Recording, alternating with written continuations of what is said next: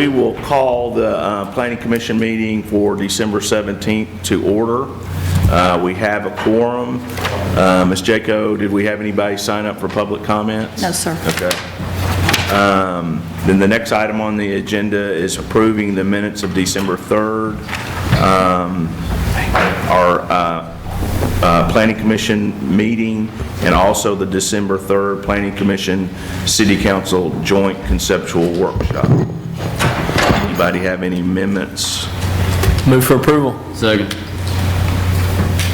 Vice Chair Ava Water. Aye. Mr. Carroll. Aye. Mr. Harris. Mr. Prince. Aye. Mr. Rollins. Aye. Mr. Wright. Aye. Chair Halliburton. Aye.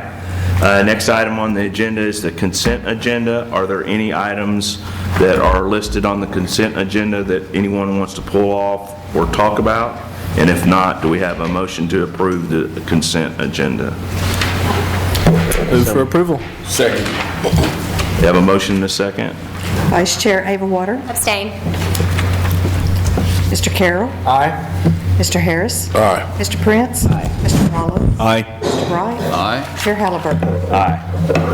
Next item is review of the GDO on motion. The first item under that heading is Waterstone Lot 5, initial design review for a 40-bed, 54,000 square foot hospital on 4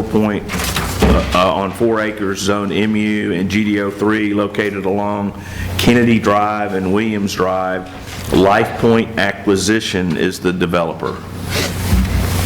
Good afternoon. Barbie. Good afternoon, Chair Halliburton and members of the Murfreesboro Planning Commission. This is the initial design review for Waterstone Lot 5. This is a 40-bed physical rehabilitation hospital that's associated with Ascension St. Thomas Hospital. The proposed location is to the north of the St. Thomas Rutherford Hospital, west of the fountains at Gateway, and then south of our Gateway Island area. It's a part of the Waterstone Office Park. It's kind of wedged between those three structures. During our initial design review, we tend to focus most on building architecture. We also look at site design as well, but most of what we're really focusing on is how the building looks, massing, scale, building materials. As you can see in the comments, as of this submittal, we did have several architecture comments and some things that we wanted to really hone in on and see changes. Since that time, since comments were published, we've been working with the architect and the design team. We received some revised drawings as late as yesterday afternoon. We've got Mr. Oz Ahmed with SEC has printed some hard copies just to kind of give you guys an opportunity for kind of an initial look, initial thoughts of them. And the architect is here with us as well that can walk you through those elevations.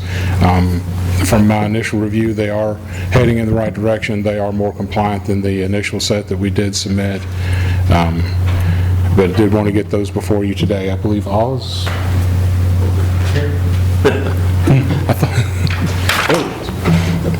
And then would you like to come up and just kind of walk them through your new elevation? Sir.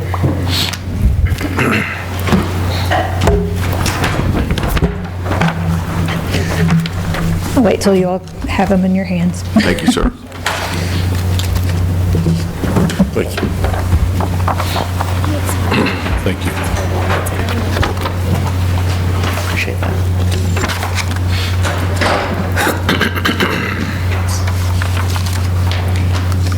Okay. I've got mine. Thank you, though.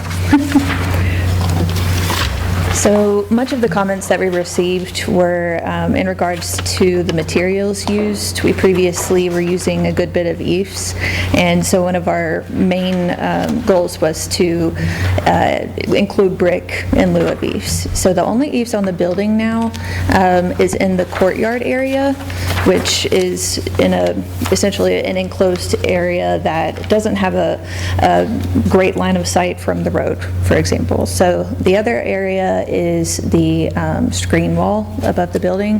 So we have a pretty large mechanical unit up there that we'd like to screen from public view. So right now we've got one screen wall. One of the screen walls that we received a comment on wasn't necessary, so we actually took that one out. So we were able to reduce some of the eaves that's above the building. The other portion of eaves that has now become brick, you can see in your elevations, it's a lighter gray color, kind of white almost. We actually have some material boards over here that we're going to bring around for you guys to see what the brick actually looks like. Yeah, if you could help me out with that, that'd be great. Yeah, just that one. And ma'am, if you could state your name for the record and who you're with. I'm so sorry. Kristen Perry, I'm with ESA, the architecture firm, and this is my coworker Seth Stewart. He's also on the architecture team for this one. Thank you. And I'll be project manager for this project. So the red brick, we've selected to kind of bring in some of the brick that's in the surrounding, in the vernacular. You see that quite frequently around Murfreesboro. And then the lighter colored brick is what we're using now instead of the eaves to achieve the same kind of goal, but, look a little nicer. And then you'll also see the two eaves colors on those boards. The darker brown is where we do still have it, like in the courtyard and the screen walls. The lighter color eaves, though, you'll see a white one on there. That is the cornicing detail up at the top of the building. So that's something that we wanted to kind of mimic from the surrounding buildings as well. One of the comments that we received, I think, was about the windows, the openings. Because this is not a commercial building, we can't necessarily meet the opening requirements. So what we've done instead is we've introduced a good bit more glass, much less of the punched openings. And where the program calls for having a solid wall, for example, you'll see the banding. You'll see on the southeast elevation here, you'll see some banding of that lighter colored brick, almost to mimic windows, to give you that feel. So which elevation is the front elevation? The front elevation is going to be your northwest elevation. And it also has a little bit of that CSMU. When you're at a smaller scale, it's just nice to have a textured surface right next to where you're walking in. So that was the smaller sample that was on that board. And that faces Williams Drive? Kennedy, I believe. Yeah. Do you have a site? Does anybody have a site plan that we could help them out with?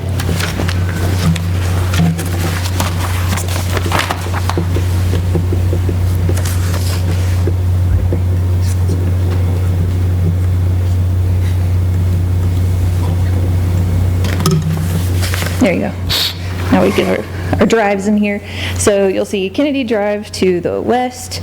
And so on this sheet, the northwest elevation is going to be the entry. You can see a little dashed area where my cursor is. This is the canopy when you're walking in. Okay. And then that courtyard is back here. So you'll see the material that's still the eaves. It kind of surrounds this. It's an inward facing walls, you could say. But we no longer have, quote unquote, a back of building. We also, the mechanical yard down here, you can see it in the southwest elevation. So we are now matching the building materials. So that's going to have the lighter colored brick and then the water table that you see around the building. Where's your pickup and drop-off location? Pickup and drop off is in the front. Since it's inpatient, we don't anticipate having any kind of like emergency, for example, would just pull up and then transfer to the main hospital. Is it northwest right here? It's the canopy. Yes, sir. Oh, yes. That's what I was looking for, the canopy, yeah. So, It's right here, this dash box. yeah, where they can drive or... Yes, so that's drop off for, admissions, that sort of thing as well. But your main parking lot is out here. And then we've got the accessible spaces, fan spaces as well along this area with your accessible route. And then the portion of parking in the back is still, it can be used for guests and visitors, but usually with these facilities, the staff like to park back there.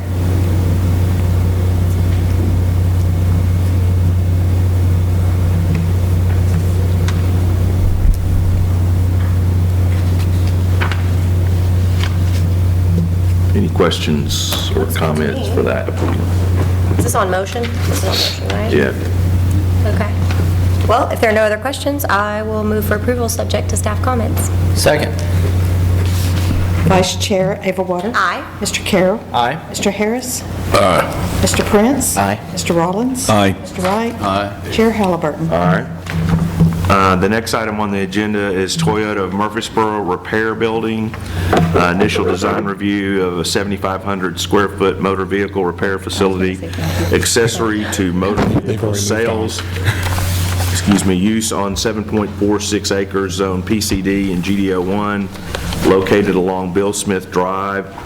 TT of T, Murfreesboro Incorporated is the developer. Barbie. Good afternoon again. This next item on your agenda today may seem somewhat familiar to you. You've seen it before for a rezoning where the property was rezoned to planned commercial district to allow for this use. This is the site plan that would actually authorize building permits in order to construct the facility. The facility is located off of Bill Smith Drive, also in our gateway. To the north is a residential single-family subdivision that's located outside of the city limits. To the east is Bluebird School Bus Facility. And then to the west is an apartment complex. I believe it used to be Panther Creek Apartments, and I'm not sure what the name has currently transitioned to. Been working with the architect as well on the elevations. The initial submittal, the building elevations did not match those that were approved by Planning Commission and City Council for their planned zoning. Worked through those opportunities with them this morning through a conference call. I believe we're moving forward. They will have some revised building elevations at final design review, but they have been able to work to extend the parapet wall to better screen the RTU units that are going to be roof mounted, and they're also proposing to change the color of the screen wall so that it better blends in with the area. Other than that, the plan is generally in good order, and staff would request that any approval... Do we have a picture of what we're talking about? Yep. Mr. Barber, can you scroll I'm down to sorry. the elevations?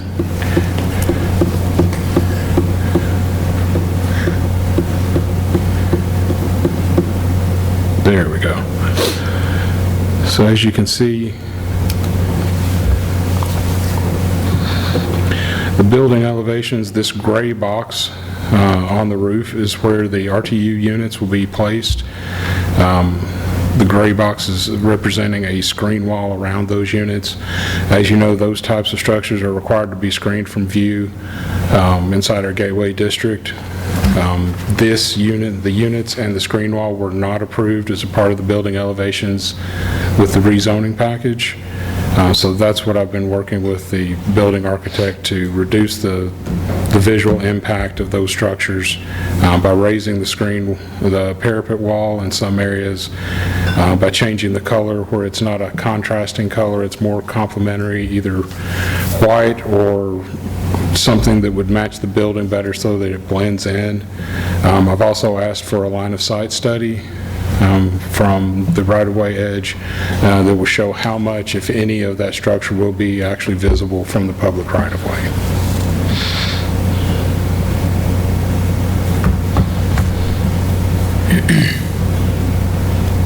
Well, I mean, but the HVAC units are behind that screen, right, Mr. Barber? Right. They're behind it. Just changing the color would be preferable for you? They're raising the parapet wall around the building to reduce the impact of that, providing a line of sight study to show that once that wall is raised, how much, if any, of that screen wall will be visible from the right-of-way. So you'd want to raise the parapet and still do the screen wall? Yes, it's in order for the equipment not to be visible, Okay. it would still need a screen wall. What's been relayed to me is that with some of the new efficiency standards, the size of the units that are being required has grown greatly, and therefore the screening elements also have to grow in order to be able to screen those. But what you're saying is that this screen wall will probably be less obtrusive than what's in this picture based upon the parapet wall being raised. That's correct. Yeah. And they agreed to that? Yes. Okay, so we'll And see a it at different final. color, too. Yes, you'll see that they'll change the color, they'll raise the parapet wall, and I believe there may be an opportunity to shrink the screen wall if the RTU unit is smaller as well. But they've agreed to that, and we should have those images for final design review. Okay. Any other questions or comments?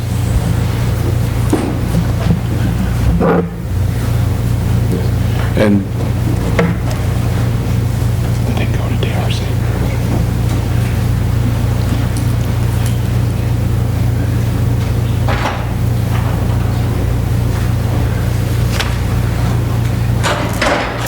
Sorry, different conversation. All right. Well, I'll make a motion to approve subject to staff comments. I second the motion. Vice Chair Ava Water. Aye. Mr. Carroll. Aye. Mr. Harris. Aye. Mr. Prince. Aye. Mr. Rollins. Aye. Chair Halliburton. Aye. That application passes. The next one is Clary Park, Lot 16, 21, and 22. Final plat for 3 lots on 6.45 acres, Zone Commercial Highway in GDO 1, located along Willow Oak Trail and Robert Rose Drive. Heinz Clary Park Land Holdings, LLC is the developer. Mr. Barbie. Good afternoon again. This is a final plat to divide 1 lot into 3 lots. You would generally not see this, except this is located inside our Gateway Design Overlay. The site is currently being used for the overflow parking area for In-N-Out Burger. What we are asking is that before any permits are issued for the future development for this, that the parking lot for In-N-Out is removed and restored prior to any permits being issued. Otherwise, the plat is generally in good order, and we would request that any approval be made subject to staff comments. Any questions or comments on this application? Make a motion. Subject to staff comments. Second. Have a motion and a second. Vice Chair Ava Water. Aye. Mr. Carroll. Aye. Mr. Harris. Aye. Mr. Prince. Aye. Mr. Rollins. Aye. Chair Halliburton. Aye. Next item on our agenda is new business. The first item under new business is a proposed amendment to the zoning ordinance related to maximum lot coverage requirements for single-family residential uses and pertaining to Chart 2 minimum lot requirements, minimum yard requirements, and land use intensity ratios. The City of Murfreesboro Planning Department is the applicant. Mr. Barbie, and these would be items need to be recommended for a public hearing. That's correct, sir. The application before you comes as a result of, as you may know, our zoning ordinance regulates the amount of a lot that can be covered for single-family development in Murfreesboro. One of the things that we have noticed is we've received applications for single-family, either new constructions or additions or accessory structures, is that we are having a kind of an uptick in the amount of those permits that we're having to turn away due to the amount of lot that the applicant's requesting to cover. Seeing that uptick, we've decided, staff has done some research with surrounding communities. Our planning intern, Mr. Kendall Theraku, I apologize if I have pronounced that horribly incorrectly.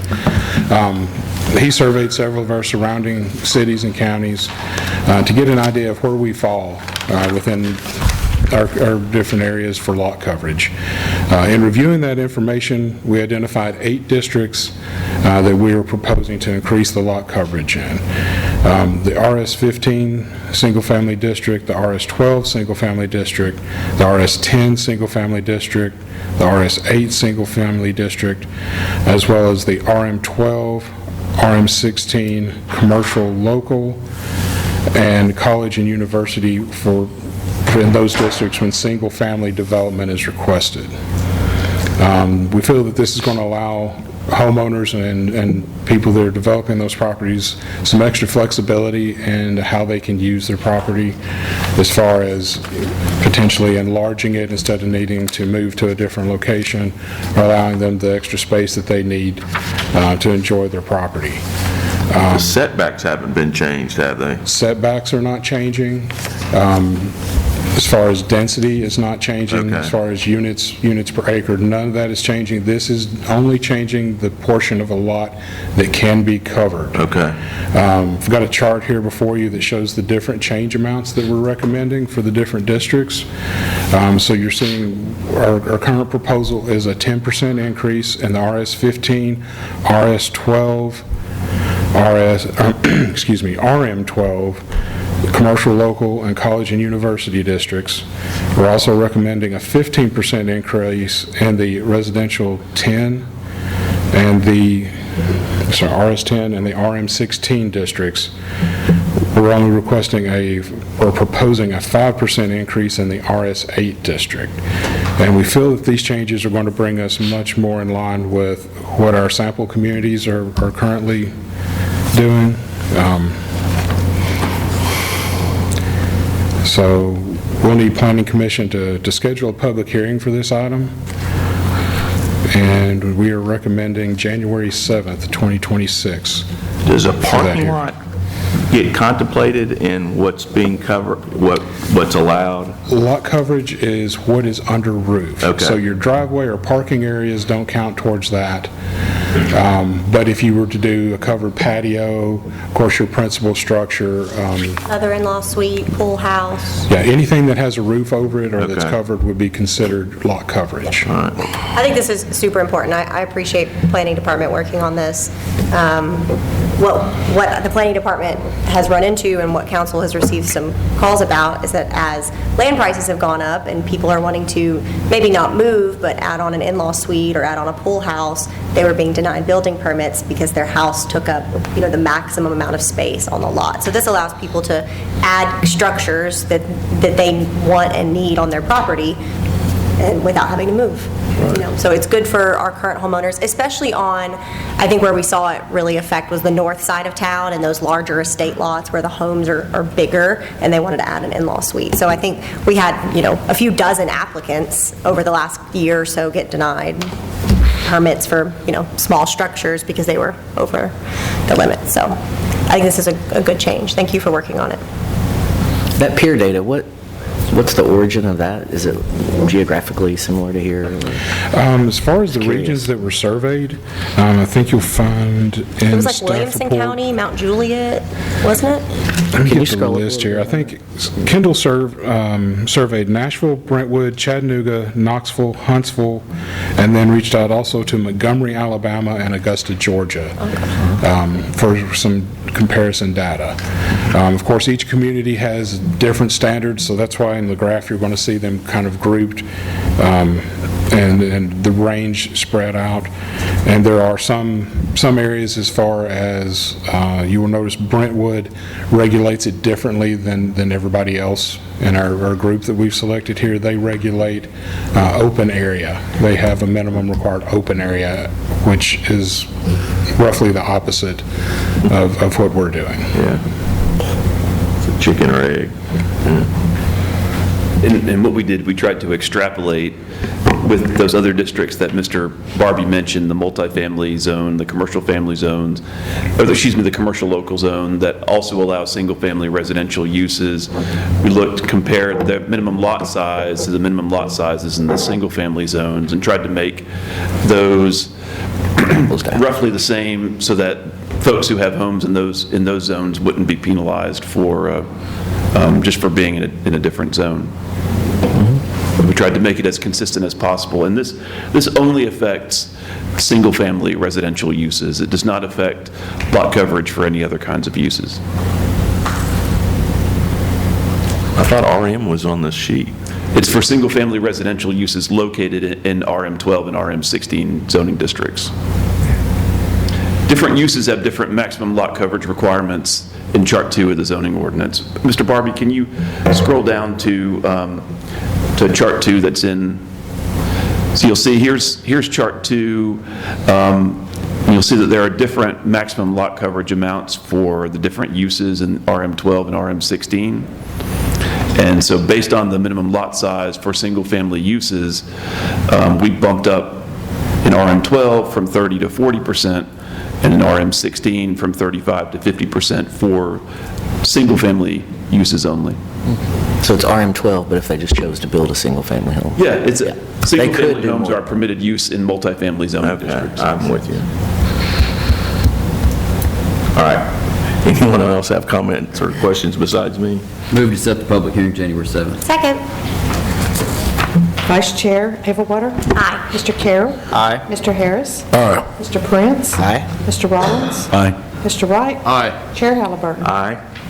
Next item on the agenda is proposed amendment to the sign ordinance related to permanent ground-mounted large flag signs and pertaining to Article 2, Section 25.2 through 26, on-site permanent sign requirement. City of Murfreesboro Building and Codes Department is the applicant. Ms. Stevens.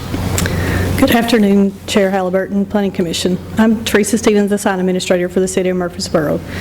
Today, I'm presenting an amendment to the sign ordinance to allow permanent ground-mounted large flag signs pertaining to Article 2, Section 25.26 of the sign ordinance. This ordinance will only affect lots of 20 acres or more in heavy industrial, light industrial, or park zones. One ground-mounted large flag sign per lot. This number shall not count toward the number of wall or ground-mounted flag signs otherwise permitted in the sign ordinance. Ground-mounted large flag signs shall not exceed 4,000 square feet, or roughly a 40-foot by 100-foot flag. The sign's setback shall be 200 feet from all property boundaries and overhead utilities. The fall zone must be entirely within the boundaries of the property on which it's located, and the maximum height of the flag pole shall be 150 feet. The large ground-mounted flag sign may have an indirect illumination and shall not glare directly onto any building or any other property. If you have any questions, please feel free. This was not allowed before, and we're allowing it now with this change. Correct. Gotcha. Do you have a picture of what you are talking about when you say a flag sign, or can you describe one to me? A typical flag pole with a flag on it. Okay. We would not. Okay. By Costco is illegal. Yeah. I didn't provide. I thought about a picture, but it's really hard to see Well, no, height I in a get picture. it. I just didn't Yeah. know if it was something other than a flagpole with a, I get that, but. Yeah. And we're recommending January 7th for this public hearing also. A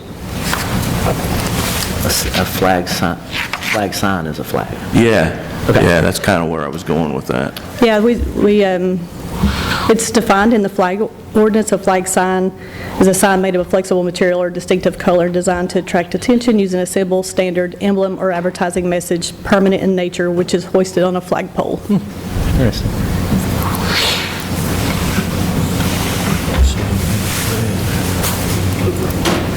I.e. a flag. But it could be something other than an American flag, it sounds like. Yes. Yeah. Okay. Motion to schedule a public hearing for January 7th. Second. Vice Chair Everwater. Aye. Mr. Carroll. Aye. Mr. Harris. Aye. Mr. Prince. Aye. Mr. Rollins. Aye. Mr. Wright. Aye. Chair Halliburton. Aye. The next item on the agenda is an annexation petition and plan of services for approximately 93.6 acres located along Manchester Pike, including approximately 3,150 linear feet of Manchester Pike right-of-way Jennifer Workman, James/Gail Lewis, Kenneth and Sharon Wilson are the applicants, and Ms. Smith. Yes, ma'am, how are you? Good afternoon, Planning Commission. As you can see on the screen above is an aerial of the project site. It involves 4 parcels located here on the west side of Manchester Pike, and this is that 3,150 linear feet of right-of-way that we're proposing to include as well, and that will take care of some of the gaps between what is in the city annex land and the next section. So south of this section is city limits again along Manchester Pike.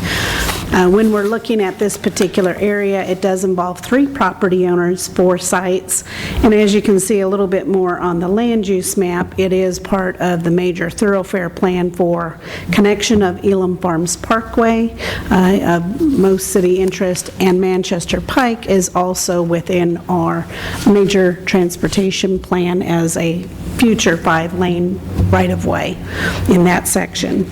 This evening, we're looking at just setting the public hearing for February 4th for this particular project, and the second item we'll discuss will be their simultaneous submittal of a zone request as well. But we're looking for that and we have representatives from the applicant here in the back of the room should you have any specific questions on the property regarding annexation. And the plan of services will be made available about January 2nd in order to meet all of the publication requirements. But the date that we're looking at is the February 4th meeting because of those additional timelines required by the state. All right, any questions for Ms. Smith? If not, do we have a motion? I got one question, just because I knew it came up several meetings ago, but the existing Manchester Highway that we're looking to annex, is the existing roadway in like good status or before the city takes responsibility for it?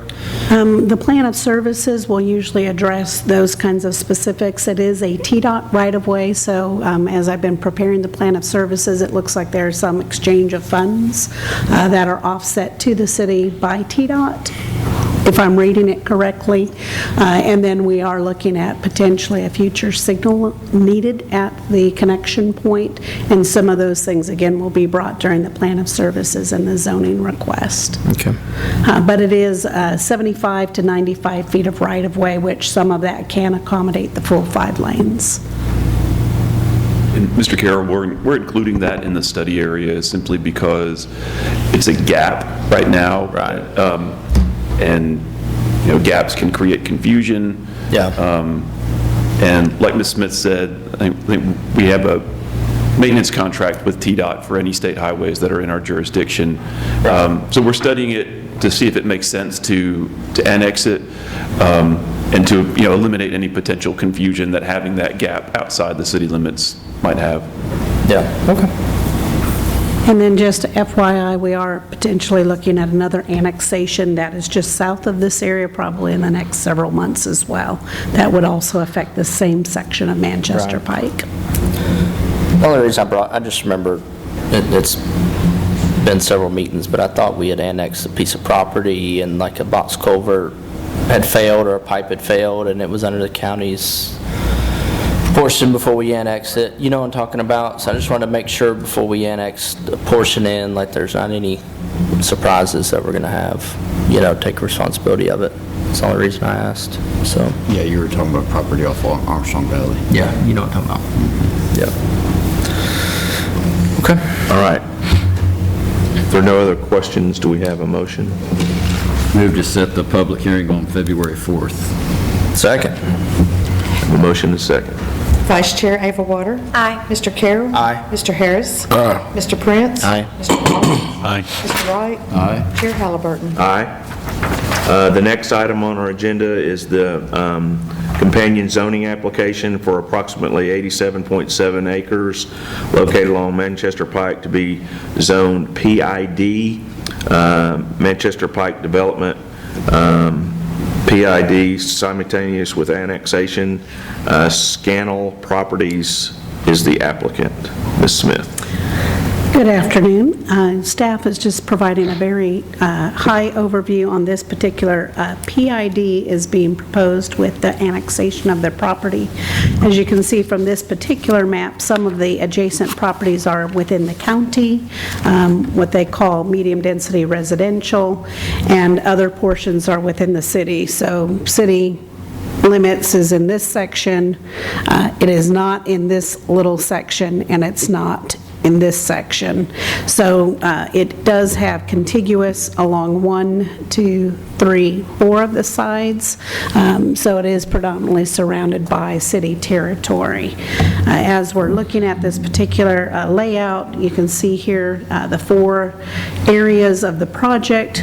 This area kind of in the back, they're looking at retaining a lot of that existing vegetation, and there are multiple wetlands on the project area. Similarly, when the area to the north is being developed here for the 312, I believe, apartments of Manchester Farms, a lot of wetlands were on those projects as well that the applicant will need to work through as their project moves forward.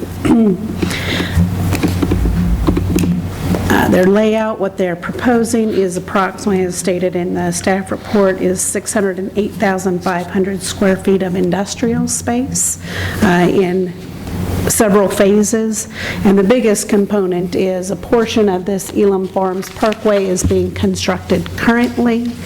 The existing end of the street finalizes here, so with the project and what's proposed in their program book will be this connection for a 3-lane roadway all the way back to Manchester Pike that serves both their site as well as some adjacent industrial in that particular area. Here you can see the phase layouts, what they are proposing, and we are still working with them to update some further sections of our program book. But in phase 1, they show a portion of Elam Farms Parkway being constructed here in kind of cul-de-sac. We are looking at probably having this component built with that phase 1 because nobody else will build it once this section gets built with phase 2. So that's probably the biggest item in this program book that you'll see a difference. And here you can see the landscape requirements, again, keeping that existing canopy to the south section. And then in some areas where they have wetlands, they're proposing that their buffer landscaping be adjacent to it rather than taking out more of the wetland area. So the program book also does define various land uses that staff has not had a chance to fully digest. Because this area is actually located in our business innovation section, I do not believe we've had any applications for you that have that designation in our future land use map, so we're wanting to make sure that the uses that are prescribed meet the intent of that particular district. So again, on this particular one, they are identifying a couple of exceptions that we're again working through, and we anticipate that it will be ready for that February 4th public hearing along with the annexation, and that's so that we can meet all of the requirements for the state that are tied to the annexation. Applicant is here should you have any questions, and any questions of staff for this project. And again, this is a total of, I want to say it's 93.6 acres, including the Elam Manchester Farms Parkway, and only 87.7 acres is actually the private territory. Any questions for Ms. Smith? Yeah, is that the Maples across 41? It is not. No, this is down there by is Macon. Oh, down Macon Point.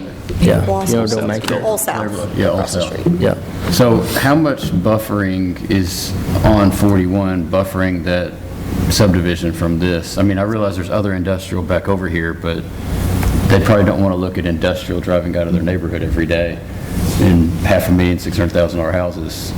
Are you talking about the distance here? Right. What kind of vegetation or buffering is right there blocking this from that neighborhood?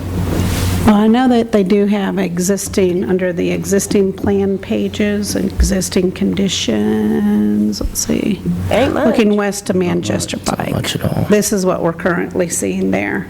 So personally, I'd want that ramped up to where it blocks from that neighborhood a little bit, but that's just me.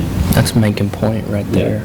Yeah, so this is that Mankin Point right in this section. And I can see where you're saying, and part of the question ends up being is they do not have their TDEC permits as of yet.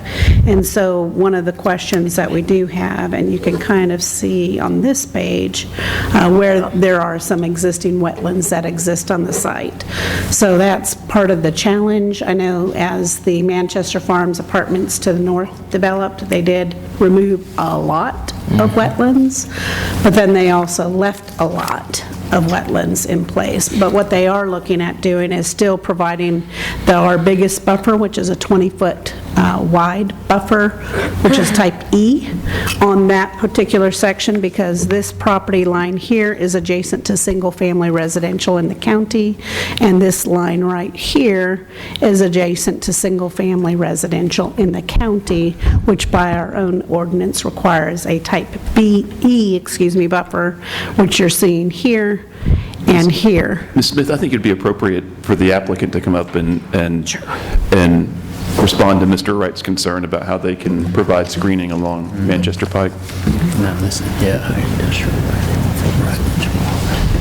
Good afternoon, Chad Grass with Thomas and Hutton. To kind of respond, really the wetlands is why we decided to move the buffer back rather than impact wetlands. I think we could definitely look at increasing the E buffer, I think is what Ms. Holly mentioned, either widen it or something. I think we're open to Something. yeah, we want to do the right thing. I mean, the tree line that is there, kind of in the middle of the wetland, is the existing residence driveway, and it's a tree line driveway. Okay. So that will provide some line of sight blocking, but not maybe what you're kind of getting to. But that's the goal, is to create a I would screen. personally be upset if somebody decided to, hey, I'm going to build a warehouse complex right across the street from my neighborhood, and where it wasn't kind of blockaded a little Yeah, bit. and it is a decent ways back. I don't have the dimension offhand, but I mean, it's not, up next to the road, if you will, either. Just So. gotta think about this person right here, right? This house. He's in the county. Yeah, but still, just like, As a neighbor. house right here. Yeah, same thing. 23,000, there's a house here and a 232,000 square foot industrial building. right And the behind. loading dock is right beside the house. Yeah. Well, look forward to the public hearing. Yeah, I'm absent February 4th, by the way. I just think we need to figure out a way, and it sounds like the applicant's willing to look at something, just figure out a way to buffer it from the residents and the houses around, especially like Jamie said, there's one that's pretty much just Single family. directly adjacent To the north, yeah. to the north. So I think we just need to be cognizant of what of being just good neighbors. Shoot, I wasn't even looking to the north. There is one to the north. Thank you for pointing that out. I was looking at the one along, I guess, the east. Yeah. Yeah. But there's also one to the north. There should only be which one, I'm maybe not seeing, but the one that to one the getting north, washed? if you're looking at the map, I don't know if I can draw on this, but this guy. Yep. That's the one that I thought you were talking about. That's a great point. I'm glad you made it. There's one down here, though, too. Right where it says where it says RM, there's a house right below that. Right here? Well, lower, but yes, there's a house right there. Yeah. There, we were planning on using a lot of the existing tree line, because once you get back into this site, it is pretty wooded. But, I mean, sorry, I didn't mean to bump that, but if we wanted, we're open to whatever and I think we're open to whatever we think is necessary to help screen it. Yeah. Okay. I mean, we don't want to build a Is there a huge red light wall, going? but And Matthew, is there a red light that's proposed at the Elam Farms Parkway and Manchester Pike intersection? Yes, there is. We've been in discussions with that. We're going to be doing a development agreement with the developer here. So there was a traffic study that did show that a light there was warranted. However, I believe the city is going to be installing that traffic light because the developer here has agreed to extend Elam Farms Parkway and connect it up with the portion that was built by the apartments, because making that gap is going to be much simpler for the developer to do it than it will be for the city. Right. You're talking that kind of... Yes, sir. Yeah. Yeah, it's on the developer to do that.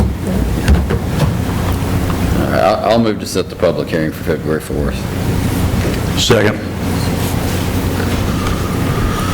Vice Chair Ava Water. Aye. Mr. Carroll. Aye. Mr. Harris. Aye. Mr. Prince. Aye. Mr. Rollins. Aye. Mr. Wright. Aye. Chair Halliburton. Aye. Next item on the agenda is staff reports and other business. Continuing ed update. Yes, sir. Thank you. Plumley. As several of you have noted, the handouts that I've provided are already out of date, so I appreciate everybody's hard work in meeting your state-mandated requirements. Keeping you on your toes, Matthew. Thank you, Vice Chair Aberwater. I appreciate that. Someone's got to do it. But for any of you who have not gotten your 4 hours, please remember to do so before December 31st, and let Ms. Jaco and myself know, and we'll get that updated. So we appreciate y'all doing that to keep us in good graces with the state. Thank you. Next item is our monthly update from our director, Mr. Newman. Good afternoon, good afternoon, Chair Good Halliburton. afternoon. That's my favorite line. That's great. There we go. All right. Good afternoon, Chair Halliburton and Planning Commission. We'll just call it that. Just want to give a few updates. First, on the joint conceptual workshop meeting, there was good discussion at planning or at council workshop recently. A lot of good discussion there about how to change it up a little bit. You know, we had the first one at the airport. We had the second one up in 218, and extremely crowded. It worked good for the time for people as far as time of day, but it was a very crowded room. And so what council discussed is doing that meeting down here prior to our evening Planning Commission meeting. And so that would be done prior to our next evening, which is the January 7th meeting. And so, and with that too, I think that the larger room will allow staff to come in and see and hear everything that's being said about the projects that they're working on. So that will be very helpful for our staff to get that feedback and see it directly. Also, a change is because some of the things that are coming through are directly related to what council is going to make a decision on. For example, Rutledge Way was something that came through, and that's a council decision. Some of the other things are council vision, and so there's a decision to have the mayor chair that meeting as well, so that would be another change that will be with that meeting as well. So all in all, good changes. We've had great feedback so far. We really appreciate the feedback. We appreciate the discussion, and we hope that that continues as we keep bringing some more of these high elevation concepts to this body and to council. Next. Sorry, Ben, can I say one thing really quickly on that? I just wanted to also make everyone aware that the legal department has finished the ordinance to increase the compensation for the planning commission members for all of the joint conceptual workshop meetings that you attend. So the ordinance, as we drafted it, is, I think it was currently $400 per month. It'll be going to an extra $200 per month for every joint conceptual workshop meeting that any planning commission member is able to attend. So that will also hopefully, help to compensate for your time. Thank you, sir. Thank you, Mr. Trolley. Thank you. Design guideline update, we've moved forward with that. We have a final draft that's been put out. We will bring that to the joint conceptual workshop on January 7th, and so that's the only item that we know of so far that will be on that, but that'll be good to present to both Planning Commission and Council at the next conceptual joint workshop. Update on Cherry Lane corridor study. We're still on track to have that finished in January, and we're anticipating bringing that to the February 4th joint conceptual workshop for presentation there. We are continuing with our CityWorks testing. This week we had testing on Tuesday. We had a very good test on our master plans and preliminary plats, and so that's continuing to move forward. We'll be doing more testing after the holidays are over, specific to planning. We'll have 3 more workflows that we'll be testing when we get back. So all of that's going very well, and it's happening very quickly. There'll be more information to come as we start to put those into the live environment, but we don't anticipate some of our other processes going live until into January, February timeframe. And lastly, I did want to bring up our zoning enforcement. As you know, we created a new position for a zoning enforcement position, landscape zoning inspector, and so part of that, we changed the job description to work some nights and weekends. It's going very well. Chase Payson is our new employee in that position. He's a great member of the team, and he has gone out some on nights and weekends and seen some things that we don't typically see in the regular hours of the day when Mr. Eddie Smotherman goes out and sees things. So right now, he's really focusing in on mobile food trucks and seeing how those operate outside of our normal business hours, and we've been pretty surprised at some of the things going on, but Mr. Payson has been able to, he's bilingual, so he's been able to communicate very well with some folks and really get them into compliance, and that's our goal, is for compliance. And so I think that that's going well, and as we get more of those nights and weekends work, plan to bring some data and share that and just kind of show what we've been able to do with that new position. So looking forward to that. Any questions? All right, that finishes my report. Thank you. Thank you. Thank you, man. Thanks, good Newman. Good afternoon. Good afternoon. All right. This is hilarious. With that, any other business? Matthew? I just wanted to mention one thing real quick. Today is Mr. Kendall Theracool's last day. Kendall is our intern for the fall semester, and we appreciate all the hard work that he's done for us, working, as Mr. Barbie mentioned, on doing a peer review study for lot coverage and other things that we've needed him to research for us, and we wish him the best, and you're welcome for the credit. He's actually a master's student. He's and this is his practicum is this internship. So we appreciate him for this semester, and we are working on getting another intern for the spring semester, and we appreciate, as always, our partnership with MTSU in that program. It was a great chart. Good job. Yeah, it was. It Good luck. was. I was like, that's a Gannett chart. I couldn't read it, but Brian could. Congratulations. Thank you for your hard work. With that, we are adjourned.